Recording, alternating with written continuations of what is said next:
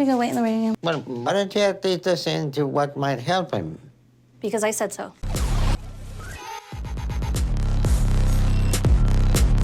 Hello and welcome back. I'm so glad you're joining me. If you're new here, welcome. My name is Jasmine and I do reality TV commentary as well as story times, and I do movie reviews. So if any of that sounds good to you, or if you just want to subscribe for the Dr. Now content, by all means do that and turn on the post notifications so that you get notified every time I upload. And I am losing my voice because I just recorded a very long video. Now, this one's not going to be as long as the other one because the other one was a movie review. So today I thought I would talk about one of the episodes. Well, it was actually just the past season. They just started season 9, but this is from season 8. So I thought we'd talk about Aaron. It's a weird story because it made me so mad and it took forever to track down the episode. This episode does feature 2 people. It features Octavia, but for this video, we're just going to focus on Aaron. I might do a separate video for her because there was a lot of stuff going on with her too. So I watched this episode last year and I've been thinking about it ever since. When we go over what happened, let me tell you, I was visibly upset, so mad, literally shaking. Let's go back to the beginning when Aaron was just over 700 pounds. So Dr. Now very, very rarely gives a patient a goal to lose 100 pounds in a month. So this should tell you how dire Aaron's situation was. Sure, I'm doing the diet like I need now, with minimal to no carbs. Not a single carb was allowed in this diet. You lost a good piece of weight, and I just want you to continue to lose it. Me and my dad are back at Dr. Now's for my second appointment.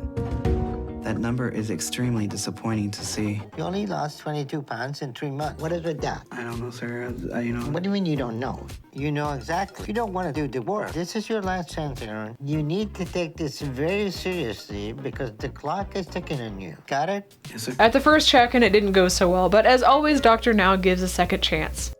At my last appointment, it was really embarrassing to see such little progress in front of my father. The second chance appointment is the one that matters. You kind of start to get an idea of the patient by the second appointment with Dr. Now. So I'm gonna continue working as hard as I can to try and lose as much weight as possible. I need to have made it below 576 to have hit my goal. That's incredible. It was really encouraging to see that he worked so hard and he took advantage of the second chance that Dr. Now gave him, as many patients often flush it down the toilet along with their hopes and dreams. I'm so happy. He's continued losing weight, and he's down to 525 today. He had a very strained relationship with his dad, which contributed to his eating You problem. had time to talk. For me, growing up, I've always felt that you resented me of being your son. Why would you think that? I just felt like you were always judging me, and No, I am very proud of you. that means a lot to hear, Dad. So as we follow Aaron's journey, just as with other people that are on this show, you can definitely see a change in his attitude and his outlook on life. So today you're down to 402. That's fantastic. And so far, you have lost over 300 pounds. Something else I notice is that he is not much of an excuses person. Some people on the show just take the info and they get it and start right away. Some people ease into it and some simply don't even try. Right now, I'm heading to my first karate lesson. Hi, Next bet. Aaron Washer.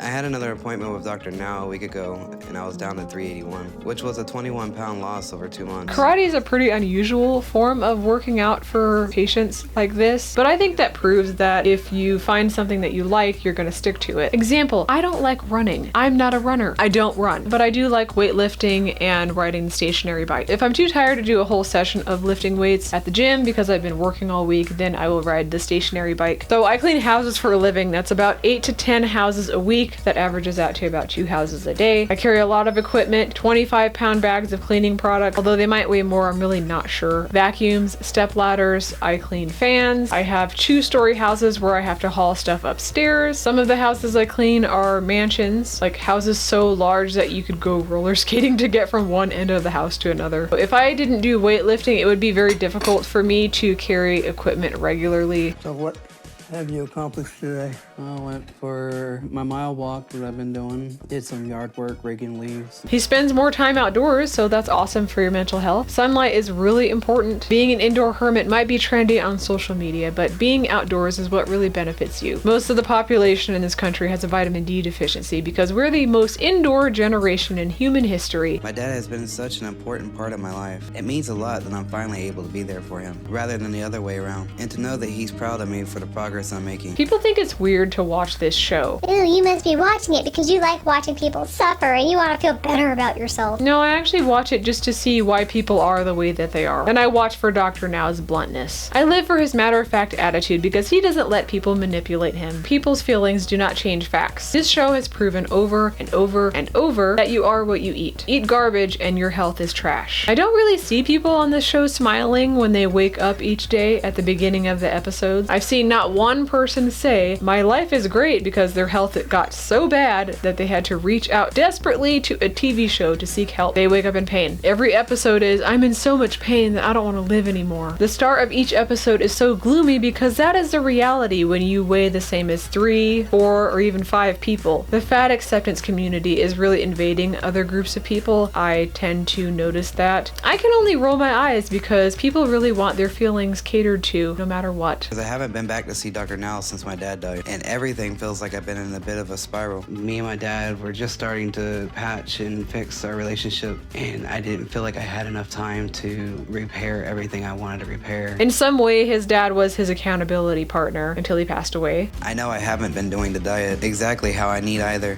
because I've been snacking during the day whenever I get a craving for something. So I don't think I'm gaining because I really can't eat a lot at one time. But I just don't think I'm making the progress I should be making for Dr. Now. So sometimes these people, they end up being completely alone due to their unforeseen circumstances. But I'm already feeling really good without that. Like, I made it. I love my life now, and it's all because of Ashley. I love our life together. Hey, baby. Pause. I want to complain. I want all of you to know that very few people on this show are single. Some of them migrate from partner to partner, although this one hasn't done that. I'll never understand people who can never be alone. How do you jump to the next relationship so fast? I'm scared of going to another brand of deodorant. There's not enough explanations in the world for me to comprehend that somebody never wants to be alone. I love being alone for the most part. I'm a pretty solitary person. I always have been. I like doing stuff on my own time, working on my own time, sleeping when I want, taking a day off from being around people so that I can recharge my social battery. Imagine being married. You come home and there's a man there in your house. If I ever change my mind, then so be it. It sounds like a lot of work and effort and time and emotional labor and money. And I'd have to find someone who doesn't want kids. He has to know how to cook. That's not even a standard. That's a basic life skill. But that's where I stand on that. Just pearly things,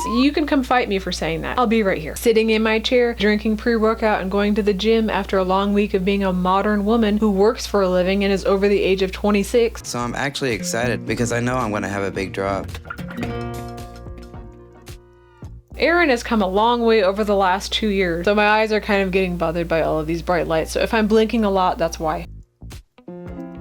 I think Dr. Nell's going to be happy with that because that's the lowest weight I've been in decades. So I think he's going to be shocked to see how far I've come and proud of where I'm at today with my life. He's under 300 pounds, which means that he qualifies for skin surgery. Kudos to him for being so consistent for so long. He really made all of that his new lifestyle. He made a new routine of eating, of being active. Now it's just his new normal. Then your focus will need to be on maintaining your weight. And now that you're married, that's going to be something that you both need to work on together, okay?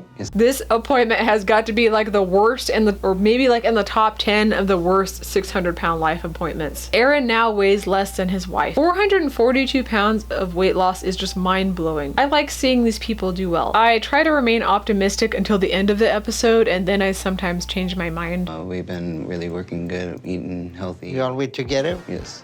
Well, I see that she got some weight problems, so you need to be careful not to let a dysfunctional dynamic develop where you start to overeat with her. That can become a symbiotic thing that you both encourage each other to eat more. Oh, he wasted no time in the appointment bringing up Aaron's wife's weight. So if you have anyone overeating in your household, that could lead to you going back to old habits. So y'all are gonna have to address that and try to stay healthy so we can see if we can get you to your goal weight. And she had a very emotional reaction to that statement. Because health isn't a thing. It's not like you ever mimic your partner's habits. They have zero influence on you. We're here for him. We're not here for me.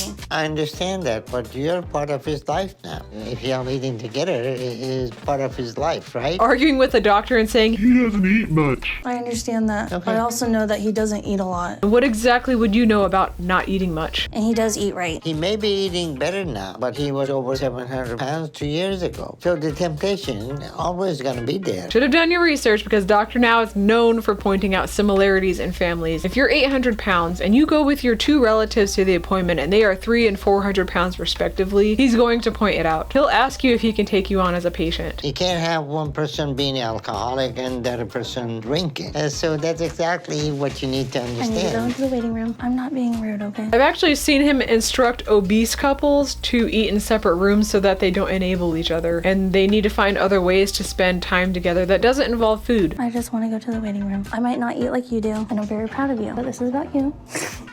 It's not about me. Just because I'm a little overweight, it doesn't reflect you and your journey, okay? And I love you. She's probably carrying at least 80 pounds of unnecessary weight, possibly more than that. That's categorized as morbidly obese. I'm gonna go wait in the waiting room Well, why don't you at least listen to what might help him? because I said so. Because I said so. Be so for real. She's acting like Dr. Now is oppressing her very existence when he merely voiced a concern about his patient. So that's going to be an issue for you.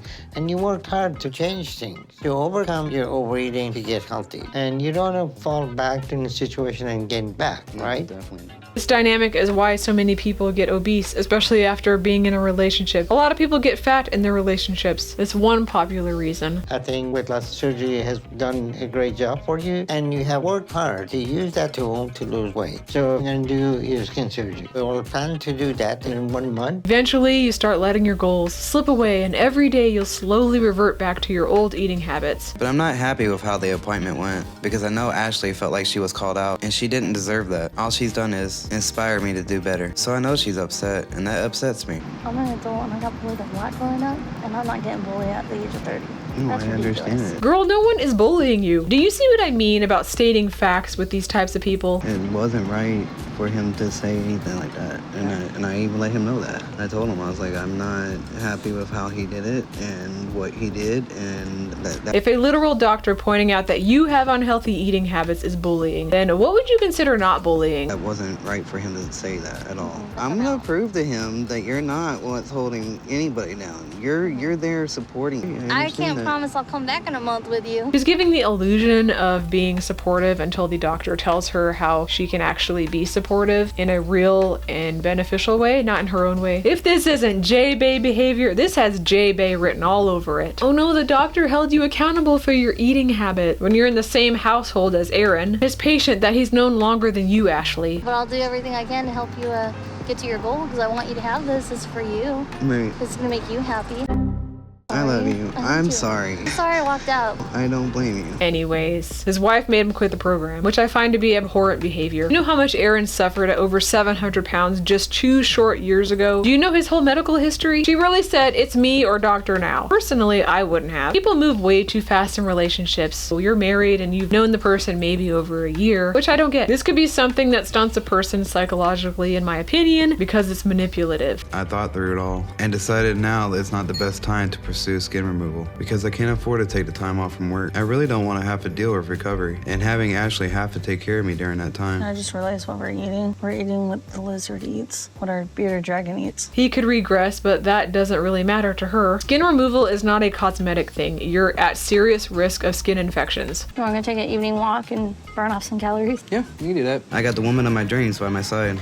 And hopefully in the future we'll start a family. But right now I'm just happy with how things are. And I'm thankful for Ashley coming into my life to make it better. Giving the ultimatum of somebody who's already chosen to get their health back in order that you'll leave them if they continue the weight loss program and skin removal, which he still needs, by the way, is gross. I don't think it would have been possible for me to lose weight if she hadn't inspired me the way she does, especially how depressed I was after losing my dad. So I'm thankful for her saving me, and I'm thankful that my dad got to see that I was changing my life before he passed. I just wish he could have known Ashley, and I'm excited about all the things that are up ahead of me with this new life. And you know what they say, happy wife, happy life. Ash is going to keep that same energy with her eating habit, and we're going to see the difference between his diet and exercise and her thinking that she can outrun or outwalk her own diet. I hate this dynamic so much. How happy will she be if she reaches 400 pounds? She makes me sick to my stomach. As sick as I get knowing I have to pay the same bills every month. Every 30 days, it's the same bill again. This episode featured 2 people who quit the program, and I'm so sick of this episode, let's end it. I have no words. You can follow me on Instagram at jasminebaker.artist. Leave me a comment below on what you thought of this episode if you've seen it, and don't forget to subscribe. I do try to make new videos every week on this channel. I have so many videos to edit right now, so I'm going to be spending the next probably week doing that in my spare time. You can follow me on Instagram at jasminebaker.artist. That is where I make memes as well as artwork. You can see and catch up on what I'm doing. I do have a series of drawings that I'm still trying to plan out. I want to be able to do multiple drawings, but the art ADHD is so real. Thanks for watching, and turn on notifications if you enjoy this tomfoolery, and I will see you in the next one. Bye!